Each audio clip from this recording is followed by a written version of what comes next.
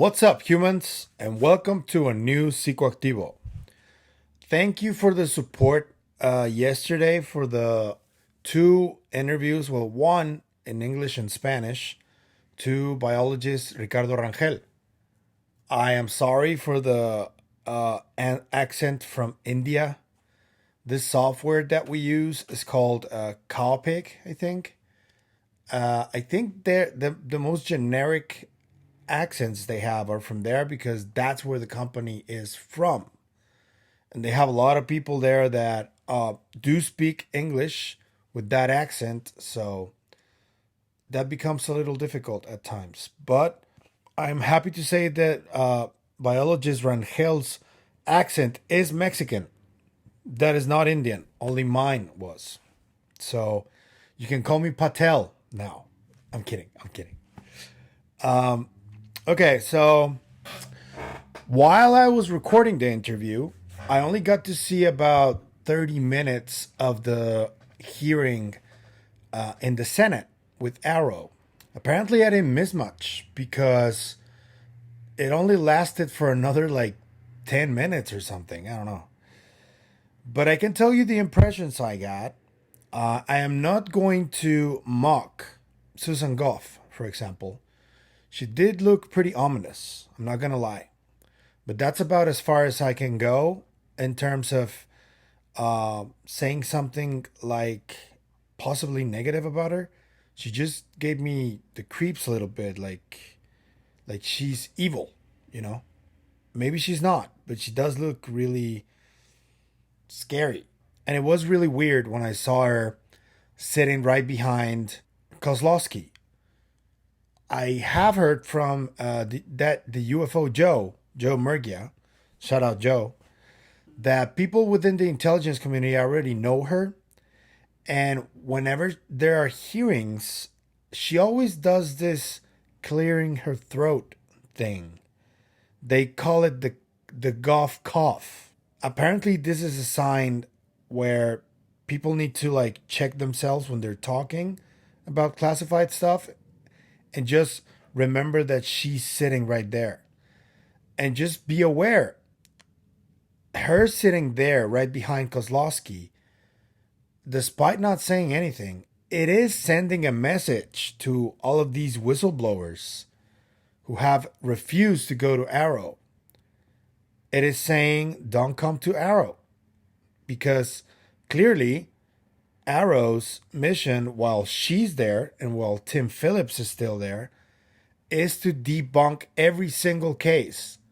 They're not going to look at it through a scientific lens. That is not their job.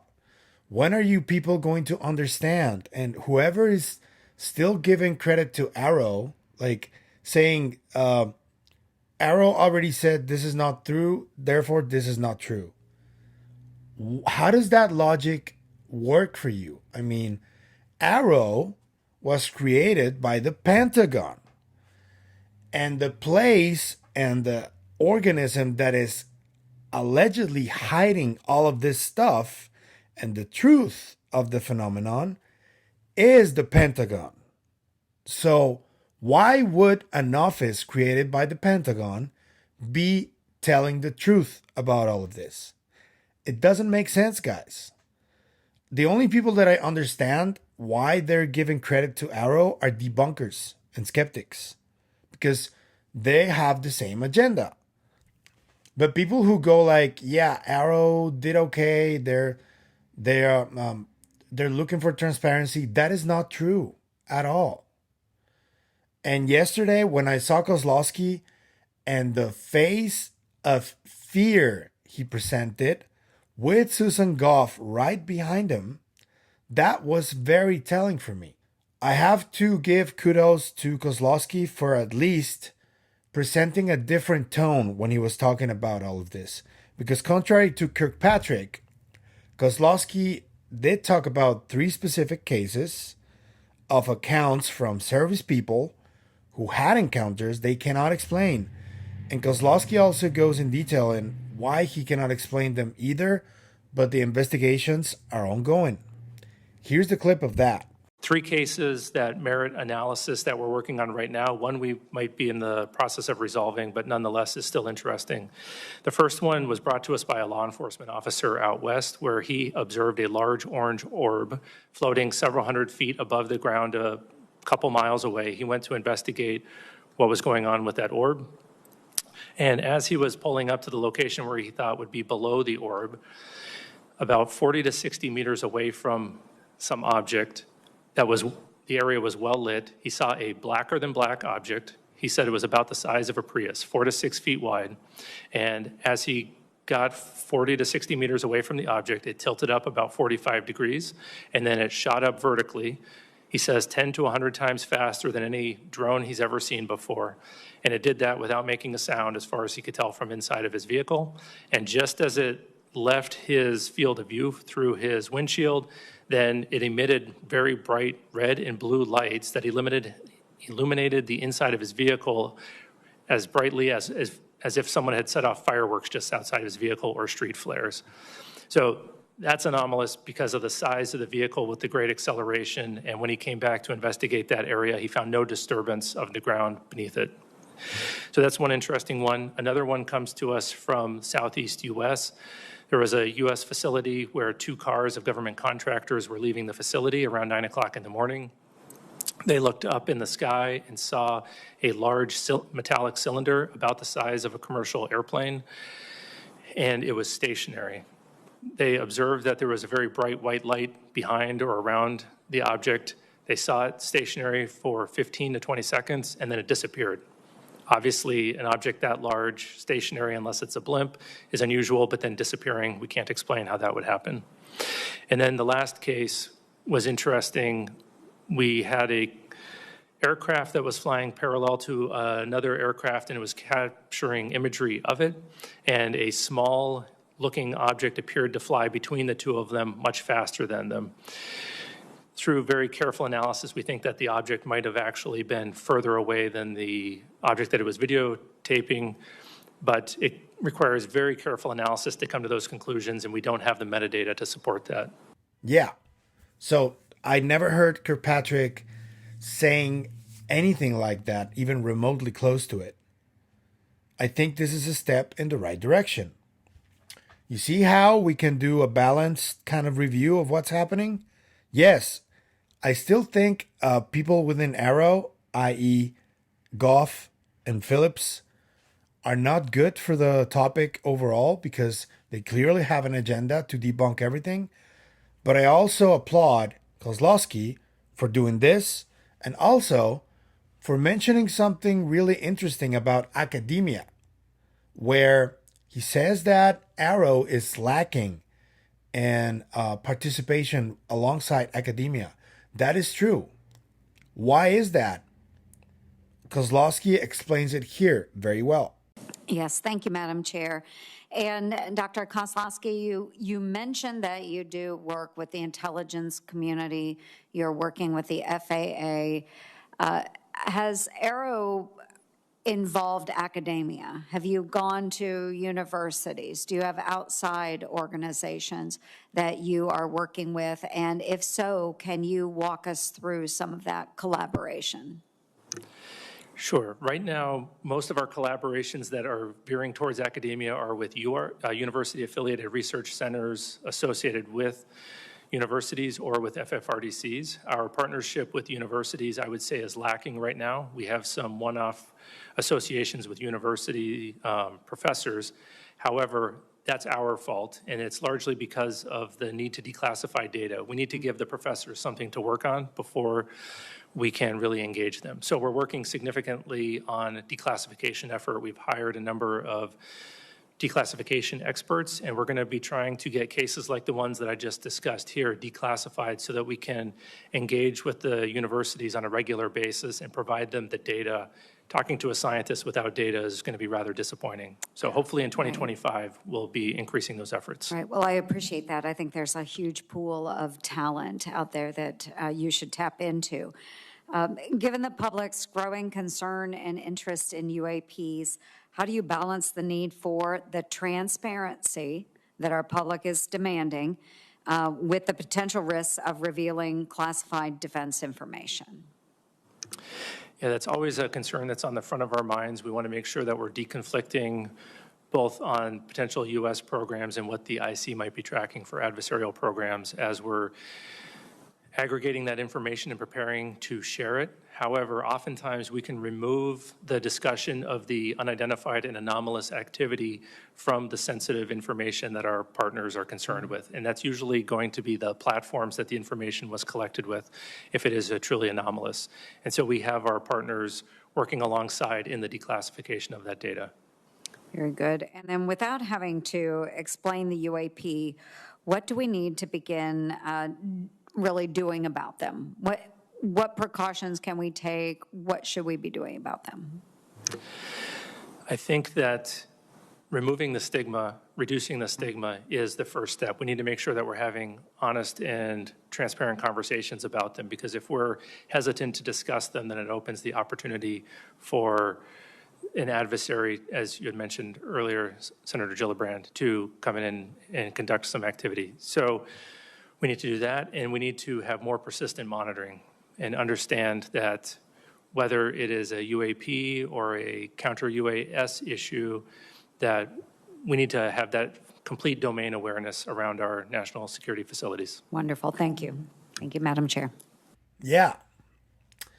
So, the last part I'm going to show you guys. Before that, Kosloski also debunked, officially at least for AARO, Aguadilla, Go Fast, and he presented a new UAP video that has been, they call it resolved, but it's really debunked. Let's be honest. Come on. The other one he presented was from Mount Etna when the volcano was exploding and there was a UAP passing right through all the plum. So I don't know if AARO understood how to study the Go Fast video properly. They only spoke about the perception of this parallax effect and how they believe it was going much slower than it was presented as. But the thing is, this video of Go Fast was recorded right after Gimbal was recorded. And Gimbal remains an unexplained case. So this happened on the same moment, the same day. And it was recorded by the same pilots who had already been looking at other UAP swarming the area. So I don't know what they debunked really.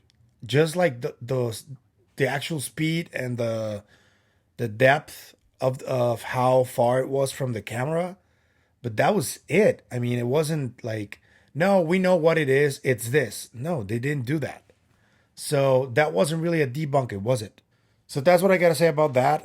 And then, just to close off, Senator Gillibrand closed the hearing very abruptly. And what she did was she ended it right after Kosloski said these two words. My final question is there anything that you need to tell the Senate that you need from us, whether it's funding, whether it's support, whether it's legislation?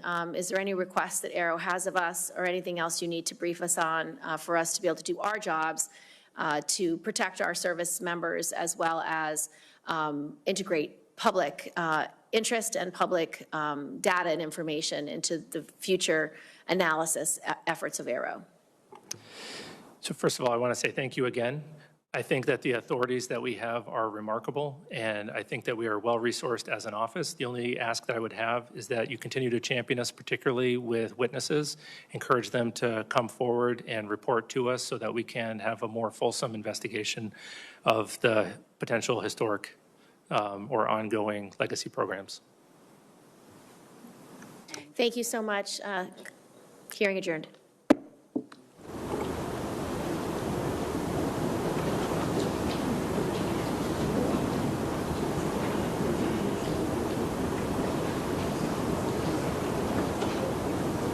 So if I'm not mistaken, this is a stance stating that AARO is still trying to see whether these claims about the legacy program are real or not. This is from Kosloski's mouth. Whereas Sean Kirkpatrick and then today, Tim Phillips via LinkedIn, they both claimed that the legacy programs are not real. And a lot of the claims that we are trying to find out if they're real or not are false. Both of them have said it. But Kosloski did not say that. So that means that this guy knows what he's getting himself into. He's going to try and help. But apparently, as long as Tim Phillips and Susan Gough are in there, they're not going to let him. So keep that in mind before you go after Kosloski. Because I did feel like the guy was genuine yesterday. But also, he had two of the biggest debunkers right behind him. Because Tim Phillips was also right behind him. It was Gough and Phillips right behind him. And you could see how Kosloski was very careful on how he phrased everything. So, if anything, yesterday's hearing with AARO made us realize and confirm that the obfuscators are alive and well, and they don't have any plans on moving away from this. I really don't know why Senator Gillibrand didn't just tell Gough to stay away from Kosloski and Phillips too. They shouldn't have been there. They were not part of the deposition. And another note, I thought it was very interesting that Kosloski did not testify under oath. Did you guys see that? That was important too, just so you guys can be aware of this. And right after the hearing, Matt Laslo came out with another bomb where Senator Gillibrand confirmed that two whistleblowers with first-hand knowledge already came forward to speak to Kosloski. She didn't give any details, but she did confirm that two whistleblowers with first-hand knowledge already spoke to AARO recently. I think that's another step in the right direction. But I do gotta say, knowing how Susan Gough and Tim Phillips clearly have an agenda, I don't understand why Senator Gillibrand is still pushing so hard to get whistleblowers to speak to AARO if she already knows this. That is not a good sign for me. So I would question Gillibrand. Why does she think Susan Gough and Tim Phillips are good for the topic and for transparency? Because that's what she's been talking about all of this time, that she wants transparency, that she wants for the UFO community to be heard. And then she does this. She allows for Susan Gough to be in there. She allows for Tim Phillips to be in there. That's not a good look. So I would question her, Laslo, on this. What does she think about Susan Gough's involvement in this? And the Gough cough, which I thought it was kind of catchy, if you ask me. But let me know what you thought about this. I mean, we already knew some of what was going to happen, but it did highlight a few positive aspects of this. So let me know what you think in the comments. And if you like the content you see, like, share, comment, subscribe, leave a review on Spotify if you can. That is really going to help the channel keep growing. So thank you for the help. But if you want to help the channel in any other way, there are a bunch of links in the description so you can take your pick. Thank you for the help again. And without further ado, I'll see you guys until tomorrow's video. Bye.